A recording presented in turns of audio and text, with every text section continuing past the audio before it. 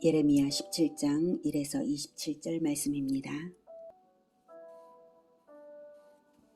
17장. 유다의 죄는 금강석 끝 철필로 기록되되 그들의 마음판과 그들의 제단 뿔에 새겨졌거늘 그들의 자녀가 높은 언덕 위 푸른 나무 곁에 있는 그 제단들과 아세라들을 생각하도다. 들에 있는 나의 산아, 내 온 영토의 죄로 말미암아 내가 내 재산과 내 모든 보물과 산당들로 노략을 당하게 하리니 내가 내게 준 내 기업에서 내 손을 뗄 것이며 또 내가 너로 하여금 너의 알지 못하는 땅에서 내 원수를 섬기게 하리니 이는 너희가 내 노를 맹렬하게 하여 영원히 타는 불을 일으켰습니다. 사랑하는 형제 여러분, 4월 28일 금요일 새벽 목상에 오신 것을 환영합니다. 16장부터 시작된 예레미야의 7번째 설교가 진행 중입니다. 16장에서 하나님께서는 결혼하지 마라, 초상집에도 잔치집에도 가지 마라 하시면서 그런 일들이 다 쓸데없어질 만큼의 대재앙이 닥칠 것을 예언하셨어요. 그러나 세월이 흐르면 다시 돌아오게 하실 것이고 출애굽에 하나님을 걸고 맹세하듯이 회복시키신 하나님의 이름으로 맹세하게 되며 그때는 열방이 하나님께로 우상숭배를 버리고 돌아올 것을 비전으로 제시하셨습니다. 회복까지 말씀을 하시니 유다에 대한 심판은 확실한데요. 그럴지라도 혹여나 심판을 피할 길은 없는가 생각할 유다에게 이제 17장은 유다 심판의 불가피성을 다시금 말씀하십니다. 1절 유다의 죄는 금강석 끝 철필로 기록되되 그들의 마음판과 그들의 제단 뿔에 새겨졌거늘. 금강석 끝 철필로 기록하는 것은 돌에 새기는 것을 말합니다. 어떤 사실을 지워지지 않게 남기고자 하여서 그러는 것이죠. 하나님의 말씀이면 그럴 것입니다. 그런데 유다의 죄가 그들의 마음판과 그들의 제단 뿔에 새겨졌다는 것입니다. 그들의 마음 깊숙한 곳에 죄악이 아주 뿌리 깊게 있어서 거기서 나오고 그들 자신이 그것을 부인할 수 없죠. 제단 뿔에 새겨졌다라고 하는 것은 16장에서 유다가 뭐라고 했냐면 우리의 죄악은 무엇이며 우리 하나님 여호와께 범한 죄는 뭐냐라고 항변했기 때문에 그래서 우리 죄가 뭐길래 이런 큰 재앙을 선포하시냐 이렇게 이제 항변했기 때문에 너희들 죄가 제단 뿔에 새겨졌다고 대답하시는 것입니다. 제단 뿔에 희생 제물의 피를 바르는데 바로 그 피가 증명한다는 것이죠. 하나님께 희생 제물을 죽여서 드릴 때에 참된 회개의 마음으로 드리지 않는다면 그 희생 제물을 살해한 죄가 있는 것이죠. 희생 제물의 피가 하나님께 호소하지 않겠습니까? 피가 말을 한다는 것은 아벨의 피에 대해서도 하나님이 그렇게 말씀하신 바가 있습니다. 그러므로 희생 제물을 드려 제사할 때에 그 희생 제물이 억울하지 않도록 진심을 다해 회개하는 것이 반드시 있어야 하는 것입니다. 그런데 유다는 회개심 없이 가식적인 제사를 드림으로 그 태도가 자녀들에게도 물려져서 마음은 우상숭배에 두고서 이중생활을 하는 것입니다. 그들의 자녀가 높은 언덕 위에 푸른 나무 곁에 있는 그 제단들과 아세라를 생각하도다. 회개할 줄 모르는 태도가 유전되고 있기에 자기들이 죄인인 줄을 모르고 우리 죄가 뭔데 그렇게 벌 주냐고 하는 그런 것이고 또한 회개할 줄 모르면 희생제사가 아무런 소용이 없는 것이고 또 회개가 없는 예배는 헛된 것이다. 이런 것들 알 수 있습니다. 그래서 자녀들에게까지 그것이 이어져 가는 것입니다. 3절 들에 있는 나의 산아 내 온 영토의 죄로 말미암아 내가 내 재산과 내 모든 보물과 산당들로 노략을 당하게 하리니. 들에 있는 나의 산은 하나님의 성전이 있는 모리아산 즉 성전산을 말합니다. 이스라엘의 모든 죄로 인해 우상의 산당뿐만 아니라 하나님의 성전까지 한꺼번에 노략을 당하게 하시겠다는 것입니다. 이처럼 자녀들에게까지도 우상 숭배가 물려져서 계속해서 그 우상 숭배와 죄악이 대를 이어갈 그럴 때 정말 가망이 없을 때 그럴 때는 정말 대재앙의 때다라고 알아야 되는 것입니다. 4절 내가 네게 준 네 기업에서 네 손을 뗄 것이며 떼라 손 떼라 이제 이거죠. 네, 이제는 영토와 재산 그거 내가 줬던 건데 거기서 너는 손 떼 이렇게 하십니다. 또 내가 너로 하여금 너의 알지 못하는 땅에서 내 원수를 섬기게 하리니 네, 너희들이 왔던 곳으로 돌아가 하는 거랑 똑같아요. 애굽에서 해방시켜서 애굽의 노예로부터 해방시켜서 데리고 왔었는데 이제는 다시 또 노예가 되라. 내 원수를 섬겨라 이렇게 하십니다. 이는 너희가 내 노를 맹렬하게 하여 영원히 타는 불을 일으켰음이라.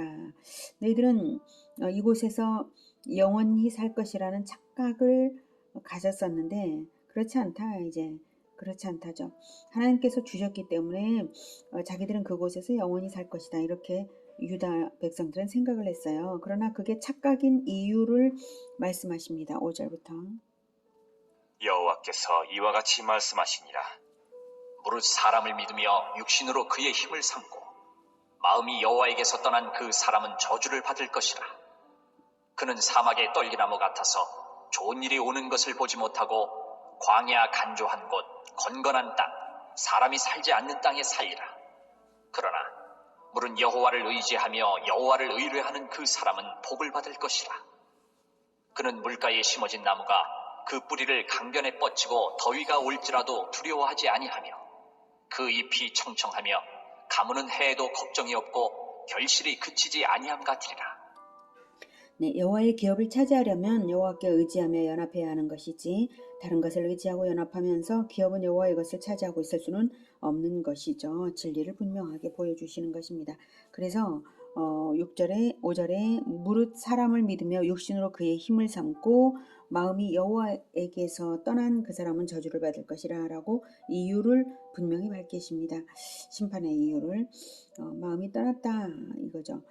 자, 그러나 무릇 여호와를 7절에 그러나 무릇 여호와를 의뢰하는 그 사람은 복을 받을 것이라 하고 대조시킵니다. 여호와를 의지하느냐 다른 것을 의지하느냐 오직 여호와만을 의지하느냐 다른 것을 의지하느냐 이에 따라 가지고 그 운명이 아주 다른 것입니다.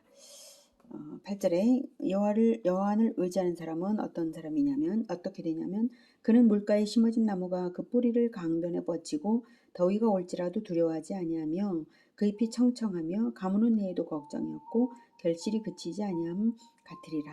네. 너무 좋죠. 이렇게 물가에 심어진 나무 같은 우리가 되기를.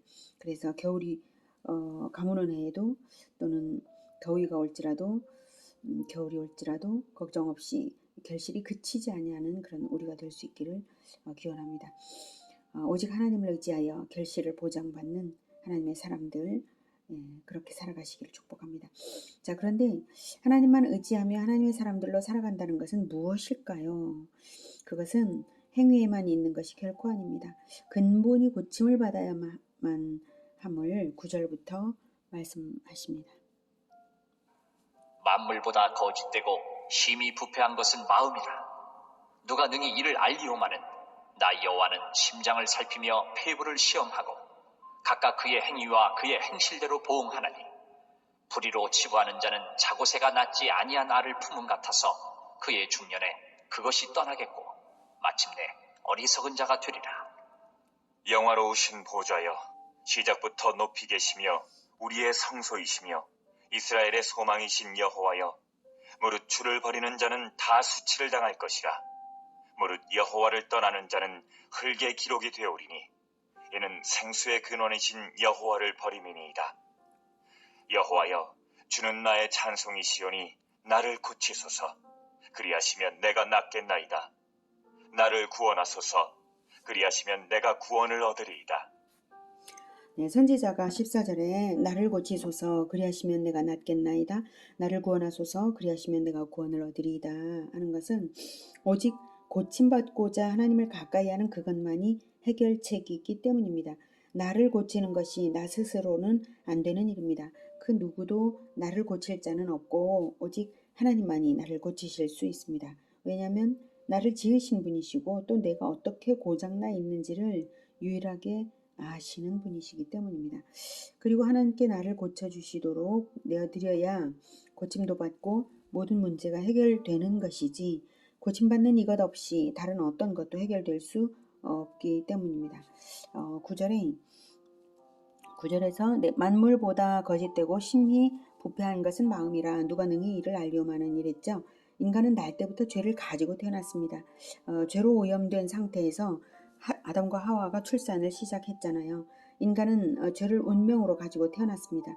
이 문제는 예수님의 재림 때에 가서야 근원적으로 해결되는 문제입니다. 그 이전까지는 대속의 제사를 통해서 중보를 통해서 칭의 받아서 죄인이지만 의인으로 하나님이 받아주시는 언약적 은혜를 통해서만 의롭다 인정을 받는 것이지 원체 죄가 없던 출생 당시의 아담으로 돌아갈 수가 없는 일입니다. 절대로 원체 죄가 없었던 출생 당시에 그 아담으로 돌아간 사람은 인류 역사상에 없습니다. 그것은 재림 때에 모든 믿는 자가 부활하여야 비로소 구원이 완성되는 것이죠. 그러니 인간의 마음이 얼마나 부패했는지를 인간 자신이 결코 알 수 없고 다만 예수님과 나는 아주 많이 다르다. 이 정도밖에 알 수가 없죠. 그래서 예수님을 사모하여 가난한 심령으로 연합하라는 것입니다. 부지런히 연합하면서 고침받는 것.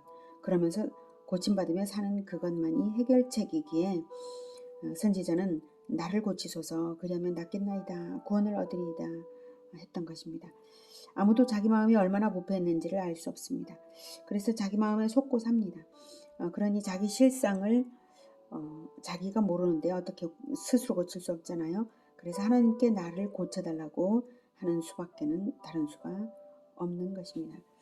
10절 11절에 나 여호와는 심장을 살피고 폐부를 시험하고 각각 그의 행위와 그의 행실대로 보응하나니. 네.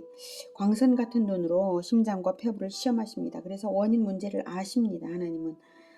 그러나 마음에 있는 그것만으로 심판을 하지는 않으시고요. 마음에 있는 그것의 행위와 그의 행실로 나타날 때 그의 행위와 그의 행실대로 보응하십니다.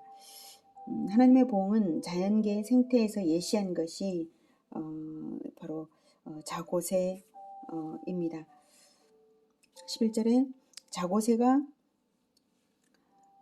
그 낳지 아니한 이렇게 말했죠. 낳지 아니한 다른 알을 품어서 네, 팔레스틴의 자고새는 곧잘 다른 새가 낳은 알을 훔쳐다가 품는다고 합니다. 그러나 부화된 후에 자라나면 그 새는 결국 자고새의 곁을 떠나고 말죠.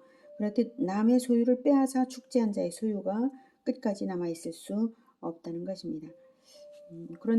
그런데 자고새는 원체 그런 속성을 가졌으므로 또다시 남의 알을 훔쳐다가 품고 또 잃어버리기를 반복하겠죠. 마음을 근본적으로 고쳐야 할 것을 생각하게 합니다. 그러므로 우리가 행실이 나빠진 다음에야 고침받기보다는 마음을 먼저 고쳐달라고 요청해야 하는 것이죠. 네, 나쁜 생각이 들어왔을 때 즉시로 행동화되기 전에 그 전에 즉시로 그 나쁜 것을 예수님의 이름으로 쫓아내시기를 권해드립니다. 자, 그래서 예레미야가 나를 고치소서 하고 이제 탄원을 하는 것이 12절부터죠. 네, 영화로운 보좌여 시작부터 높이 계시며 우리의 성소이시며 이스라엘의 소망이신 여호와여 무릇 주를 버리는 자는 다 수치를 당할 것이라. 무릇 여호와를 떠나는 자는 흙에 기록되오리니 이는 생수의 근원이신 여호와를 버림이니이다. 네, 주를 버린 사람, 여호와를 버린 사람, 주를 버린 사람은 결코 자기를 고칠 수 없으므로 소망이 없습니다. 여기서 주를 버렸다는 것은 유대교를 떠났다는 것을 말하는 것이 아니라 하나님께서 언약과 함께 주신 그리스도의 법도를 떠나는 것을 말합니다. 생수의 근원이신 여호와를 버림이니이다라고 생수가 샘에서 날마다 계속 솟아남으로써 날마다 마시고 날마다 새 생명을 지속하듯이 그리스도의 법도는 날마다 배우고 날마다 호흡하며 따라야 하는 것입니다. 그런데 그게 싫어서 떠나면 유대의 족보에 이름을 기록은 했지만은 흙에 기록한 이름이 지워지듯이 결국 지워지는 이름이다. 천국까지 못 간다는 뜻이고요. 우리의 성소이시며 12절 끝에 우리의 성소이시며 이스라엘의 소망이신 여호와라고 했죠. 이스라엘의 소망이 무엇인가 하면 바로 그리스도가 오시는 것입니다. 그런데 그 소망이 없이 종교 행위를 하니까 껍데기만 유대교인 사람이죠. 성소이신 여호와 성소를 버리면 제단의 제사가 무의미한 것이죠. 대속의 완성은 성소에서 만나주심으로 인해 성취되는 것입니다. 성소를 버린 것과 같은 껍데기 종교 행위로 나를 고칠 수는 없는 것입니다. 진정 구원은 그리스도의 법도대로 다시 오실 그리스도의 언약으로 고침을 받는 것입니다. 자, 그런데 유다 사람들은 고침받기를 거절할 뿐만 아니라 고침받으라고 예언하는 예레미야를 박해합니다. 15절. 보라, 그들이 내게 이르기를 여호와의 말씀이 어디 있느냐? 이제 임하게 할지어다 하나이다. 나는 목자의 직분에서 물러가지 아니하고 주를 따라 싸우며 재앙의 날도 내가 원하지 아니하였음을 주께서 아시는 바라. 내 입술에서 나온 것이 주의 목전에 있나이다. 주는 내게 두려움이 되지 마옵소서. 재앙의 날에 주는 나의 피난처시니이다. 나를 박해하는 자로 치욕을 당하게 하시고 나로 치욕을 당하게 마옵소서. 그들은 놀라게 하시고 나는 놀라게 하지 마시옵소서. 재앙의 날을 그들에게 임하게 하시며 배나 되는 열망으로 그들을 멸하소서. 15절에 여호와의 말씀이 어디 있느냐? 이제 임하게 할지어다. 이건 유다 사람들의 말이죠. 예레미야가 계속 죄를 버리지 않으면 심판이 있다 이렇게 예언을 하니까 유다 사람들이 말하기를 이 태평 시대에 무슨 심판이냐고 허튼 예언으로 공연히 불안을 일으키냐. 어디 당장이라도 임하게 해보라고. 예레미야 네가 오히려 나라 멸망을 원하는 매국노다 이렇게 한 거죠. 그러면서 목자의 직분, 즉 선지자의 직분을 말하는데 목자의 직분을 그래서 선지자는 선한 길로 백성들을 인도하잖아요. 그런 점에서 목자의 직분이라고 말한 거고 목자의 직분에서 물러가게 하려는 악한 박해를 유다 사람들이 한 것이죠. 그러나 예레미야는 그것을 끝까지 지켰고요. 예레미야는 이제 예언을 포기하거나 거절한 적이 없습니다. 자, 예레미야는 그래서 나의 직분에서 물러가지 아니하고 주를 따라 싸우며 재앙의 날도 내가 원하지 아니하였음을 주께서 확인시켜 달라고 탄원을 하는 것입니다. 자기가 심판을 선포한 것은 심판을 원해서가 아니라 유다를 심판해 달라고 원해서가 아니라 그것이 하나님의 뜻이기 때문에 외친 것일 뿐인데 심판을 주시는 하나님의 뜻을 알라고 외친 것인데 그로 인해 매국노 취급을 당하니까 재앙의 날에 박해자는 배나 더 당하게 해달라고 요청하는 거죠. 예레미야에게는 피난처가 되어달라고 탄원하는 것입니다. 19절부터는 하나님의 응답입니다. 여호와께서 내게 이와 같이 말씀하시되 너는 가서 유다 왕들이 출입하는 평민의 문과 예루살렘 모든 문에 서서 무리에게 이르기를 이 문으로 들어오는 유다 왕들과 유다 모든 백성과 예루살렘 모든 주민인 너희는 여호와의 말씀을 들을지어다. 여호와께서 이와 같이 말씀하시되 너희는 스스로 삼가서 안식일에 짐을 지고 예루살렘 문으로 들어오지 말며 안식일에 너희 집에서 짐을 내지 말며 어떤 일이라도 하지 말고 내가 너희 조상들에게 명령함 같이 안식일을 거룩히 할지어다. 그들은 순종하지 아니하며 귀를 기울이지 아니하며 그 목을 곧게 하여 듣지 아니하며 교훈을 받지 아니하였느니라. 여호와의 말씀이니라.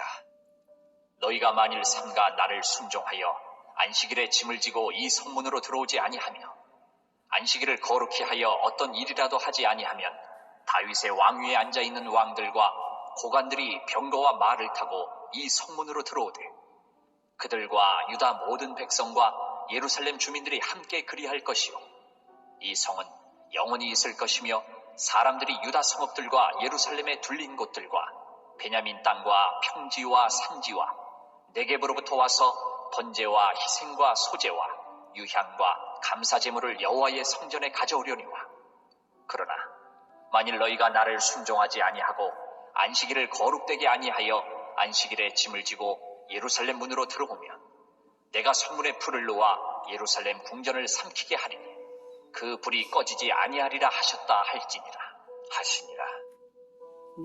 갑자기 안식일을 말씀하시니까 맥락이 없는 듯 들리겠지만 그렇지 않습니다. 언약이 있으므로 율법이 주어졌고 율법을 대표하는 것이 안식일입니다. 안식일의 올바른 준수 여부가 유다의 언약 백성으로서의 유다의 믿음을 테스트하는 시금석이 되는 것입니다. 그러므로 유다 왕들이 출입하는 평민의 문과 예루살렘 모든 문에서 선포하라 라고 하셨죠. 자, 모든 문에서 선포하라. 이것은 바로 25절에 이 성이 영원히 있을 것이요 라고 말씀을 하시고 계시잖아요. 영원히 있을 성이기 때문에, 즉 하나님의 백성들이 살아갈 새하늘과 새 땅의 새 예루살렘을 예표하는 성으로서 예루살렘이 있고 유다가 있는 거예요. 그래서 그에 합당하게 율법의 핵심을 가르치는 안식일을 바르게 지키라 하신 것입니다. 예수님은 안식일의 주인이라고 선언하신 것처럼 안식일 계명은 그리스도의 법도를 의미합니다. 즉 안식일에는 죄의 짐을 지고 하나님의 거룩한 성으로 들어갈 수 없고요. 오직 번제와 희생과 26절에 나오죠. 번제와 희생과 소제와 유향과 감사제물을 여호와의 성전에 지고 갈 수 있는 것입니다. 오직 예수 그리스도의 대속의 피만을 들고 하나님 안으로 들어가는 것, 그것입니다. 자, 그런데 반대로 한다면, 즉 희생제물을 들고 가더라도 죄짐을 버리지 않는다면 그 희생제물도 거룩한 제물이 되지 못하고 살생의 증거밖에 안 되는 것입니다. 그러므로 죄를 버리고 들어가야 하는 곳이 이 성문이다, 이런 뜻으로 성문에 서서 외치라 라고 한 것입니다. 하나님의 말씀대로 죄를 버리지 않으면 결국 심판이 있다 하십니다. 27절에 내가 성문에 불을 놓아 예루살렘 궁전을 삼키게 하리니 그 불이 꺼지지 아니하리라.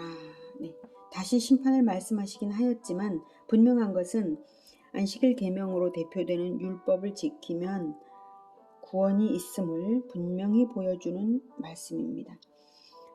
오늘은 우리의 죄가 금강석 철필로 기록된 것처럼 근본 죄인임을 깊이 자각해서 죄를 버리고 고침받고자 하나님을 사모하며 그리스도의 법도대로 따르면 심판을 면제받을 수 있음을 배웠습니다. 회개하라는 메시지에 거부 반응을 할 것이 아니라 늘 겸손하게 죄를 버리며 그리스도를 따라 하나님의 도성으로 들어가는 우리 모두가 되기를 기원합니다. 기도하겠습니다.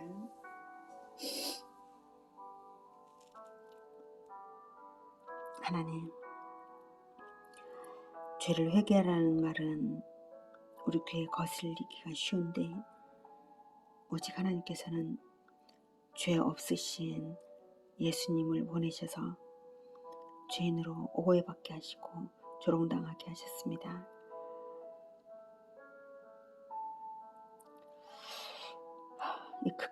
이 크나큰 은혜를 우리가 입었으니 하나님, 우리를 계속해서 도우사 우리를 고쳐주시옵소서. 근본적으로 고쳐주시옵소서. 그리하여서 늘 우리 주 예수님과 연합하여 살게 하시고 이 마지막 때에 회개할 줄 모르는 세상을 향하여 애통할 수 있는 마음 우리에게 허락하여 주시옵소서. 예수 그리스도의 이름으로 기도드립니다. 아멘. 이어지는 시간은 개인 기도 시간입니다.